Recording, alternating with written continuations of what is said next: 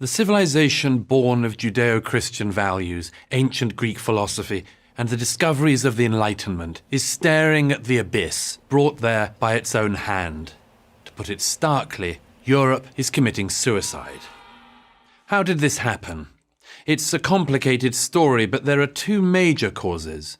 The first is the mass movement of peoples into Europe.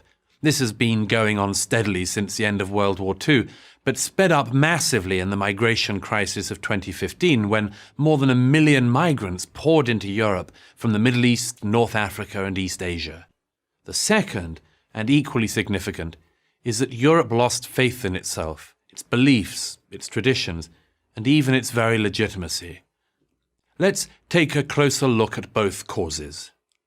For decades, Europe encouraged people, mostly from the Middle East and North Africa, to come as temporary workers. Nobody expected them to stay, yet they did. And nobody asked them to leave, even those who came illegally. As one British immigration minister put it in 1999, removal takes too long and it's emotional. And, of course, why would they leave? The economic opportunities were far greater in Europe than from where they came, and if the work dried up, there were generous welfare benefits to be had. For a time, immigrants were allowed, even encouraged, thanks to the European commitment to multiculturalism, to pursue whatever culture they wanted. But that didn't work out well. The leaders of Britain, France and Germany admitted as much in 2011 when David Cameron, Nicolas Sarkozy and Angela Merkel dramatically announced that multiculturalism had failed. So, the immigrants were then asked to assimilate and embrace Western values. If that happened, European governments reasoned, all the financial costs, even the occasional acts of terrorism, could be overlooked. But it never happened, and immigration just increased. During 2015, Germany and Sweden added 2% to their populations in a single year. By 2017, the most popular boy's name in the United Kingdom was Mohammed. So, why did European leaders decide Europe could take in anyone in the world, whether fleeing war or simply seeking a better life, no matter how different or even opposed their values were to European values? The one-word answer to this question is guilt.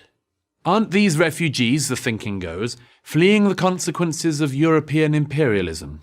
Didn't we mercilessly exploit these unfortunate people in their home countries? Aren't we the cause of their misery? Accepting them into Europe is meant to be a wiping away of this guilt. This is especially true of Germany. In allowing 1.5 million people into her country in 2015, Angela Merkel was, in effect, proclaiming to the world that Germany, the great aggressor of the 20th century, the architect of the Holocaust, would be the humanitarian superpower of the 21st. A noble sentiment, perhaps, but who pays the price? The ordinary citizens of Europe, who've seen crime and terrorism increase exponentially. Their fears and frustrations have been largely ignored, or worse. In October 2015, the German government designated that 800 newly arrived immigrants were to be housed in the German town of Kassel. Concerned residents had a meeting to ask questions of their representatives. As a video recording shows, that his citizens were calm and polite, and then, at a certain point, their district president informs them that the refugees are coming regardless of their objections, and anyone who does not agree with the policy is free to leave Germany. This official attitude, if there is a problem it's not with the refugees but with the citizens, reflects a sense of what I call tiredness. A feeling among the elite class that the European story has played out, that we've tried religion and all imaginable forms of politics, and that each has one after another led us to disaster. We taint every idea we touch, so who's to say that the world wouldn't be better off without us? Of course, only people who have no idea how lucky they are could take this view.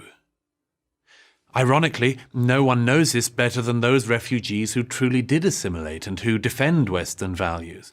Extraordinary people like Somali-born Ayaan Hirsi Ali, who left the Netherlands because she believed in the principles of the Enlightenment more than the Dutch did. Or Hamid Abdel Samid in Germany, whose life is threatened by fellow immigrants because he defends European values.